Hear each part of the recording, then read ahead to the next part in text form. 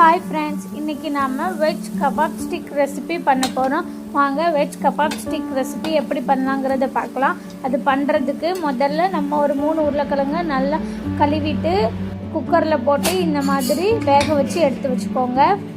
இப்போது உருளைக்கிழங்கு நல்லா வெந்துருச்சு. இந்த உருளைக்கிழங்கு தோலெல்லாம் உரிச்சிட்டு மசிச்சு எடுத்து வச்சுக்கோங்க. இப்போ ஒரு பவுல் எடுத்துக்கோங்க. அதில் சின்னதாக கட் பண்ண பெரிய வெங்காயம், சின்னதாக கட் பண்ண பச்சை மிளகா ஒன்று, அப்புறம் ப்ரெட்டை இந்த மாதிரி லைட்டாக க்ரம்ஸ் பண்ணி வச்சுருக்கேன், அதையும் போட்டுக்கோங்க. அப்புறம் நம்ம வேக வச்சு எடுத்து வச்ச உருளைக்கிழங்கும் சேர்த்துக்கலாம். அப்புறம் கொஞ்சமாக மல்லித்தலை, துருவுன 2 கேரட், கொஞ்சமாக சிக்கன் மசாலா, கொஞ்சமாக கரம் மசாலா, 1/2 டீஸ்பூன் இஞ்சி பூண்டு பேஸ்ட், தேவையான அளவு உப்பு. இதெல்லாம் நல்லா சேர்த்ததுக்கப்புறமா மசாலாவோட எல்லாம் நல்லா கோட் ஆகிற அளவுக்கு நல்லா மிக்ஸ் பண்ணணும்.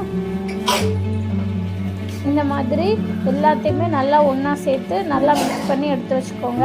இப்போ இது ஒரு 5 நிமிஷம் ரெஸ்ட்டில் இருக்கட்டும். நம்ம இப்போ ஒரு ஸ்டிக் எடுத்துக்கலாம். அதில் இந்த நம்ம செஞ்சு வச்ச உருளைக்கிழங்கு மசாலாவை இந்த மாதிரி ஒரு ஸ்டிக்கில் நல்லா இது பண்ணி எடுத்துக்கோங்க.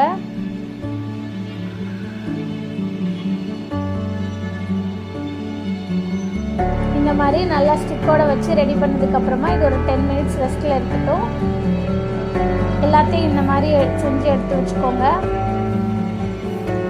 இப்போ நம்ம ஒரு பவுலில் கொஞ்சமாக மைதா மாவு சேர்த்துக்கலாம். மைதா மாவில் கொஞ்சமாக தண்ணி ஊற்றி அதை நல்லா கொஞ்சம் கரைச்சி வச்சுக்கலாம். இந்தளவுக்கு நல்லா கரைக்கணும். இப்போ மைதா மாவு பேஸ்ட் ரெடி ஆகிடுச்சு. இப்போ நம்ம செஞ்சு வச்ச அந்த ஸ்டிக்கை இந்த மைதா மாவில் பேஸ்ட்டில் நல்லா கோட் பண்ணணும்.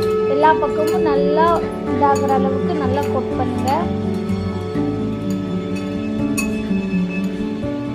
நல்லா இந்த மைதா மாவு பேஸ்ட்டில் இதை கோட் பண்ணதுக்கப்புறமா ப்ரெட் க்ரம்ஸில் இதை நல்லா டிப் பண்ணுங்கள். இந்த அளவுக்கு ப்ரெட் க்ரம்ஸு எல்லாத்துலேயும் படுற அளவுக்கு நல்லா டிப் பண்ணி எடுத்து வச்சுக்கோங்க.